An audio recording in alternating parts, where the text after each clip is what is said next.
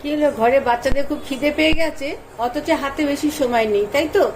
চটজলদি কি করবেন চলুন আজকে আপনাদের আমি দেখিয়ে দিচ্ছি। এটাই কিন্তু এই রান্নাটা হয়ে যাবে এবং খেতেও খুব মজাদার। দেখুন, প্রথমে আমি এখানে সর্ষের তেল গরম করে নিয়েছি, নিয়ে এর মধ্যে দুটো পাকা লঙ্কা আমি দিয়ে দিয়েছি। আমি আগে থেকে কেটে রাখা এই ক্যাপসিকাম এগুলোকে আমি দিয়ে দিলাম। দেখুন, ক্যাপসিকাম গুলো মোটামুটি একটু নরম হয়ে গেছে, খুব বেশি নরম করবো না, একটু ক্রাঞ্চি ভাব থাকবে। তখনই আমি দিয়ে দিচ্ছি আগে থেকে কেটে রাখা দুটো বড় পেঁয়াজ। আমার পেঁয়াজ কুচি একটু নরম হওয়ার জন্য আমি এখানে দিয়ে দিচ্ছি একটুখানি নুন।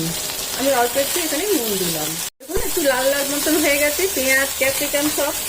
এই মুহূর্তে আমি এর মধ্যে দিয়ে দিচ্ছি আগে থেকে কেটে রাখা একটা টমেটো। এই দেখুন, অনেকটাই ভাজা হয়ে গেছে। এবার আমি এখানে দিয়ে দিচ্ছি আগে থেকে দুটো ডিম আমি ভেঙে রেখে দিয়েছিলাম। এই দুটো ডিম আমি দিয়ে দিলাম, দিয়ে একটু হোক, তারপরে আবার আসছি। ডিমটা হয়ে গেছে একদিকে, আমি এবার ডিমটাকে উল্টে দিচ্ছি। আর এই সময় আমি গ্যাসটাকে একটু কমিয়েও দিলাম। এবার আমি এর মধ্যে দিয়ে দিচ্ছি স্বাদ মতো নুন।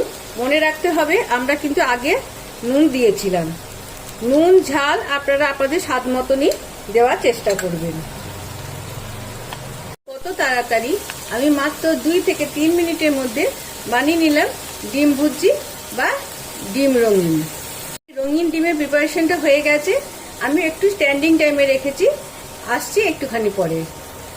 তৈরি আমার রঙিন ডিম, যেটা আমি কিন্তু 2 মিনিটের মধ্যেই বানিয়ে ফেলেছি।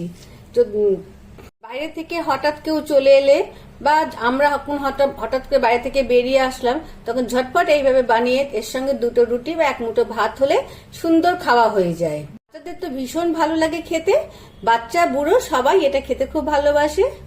খাবারটা রুটি পরোটা ভাত খিচুড়ি সবকিছুর সঙ্গেই জমে যায়। Please subscribe my channel. Tata.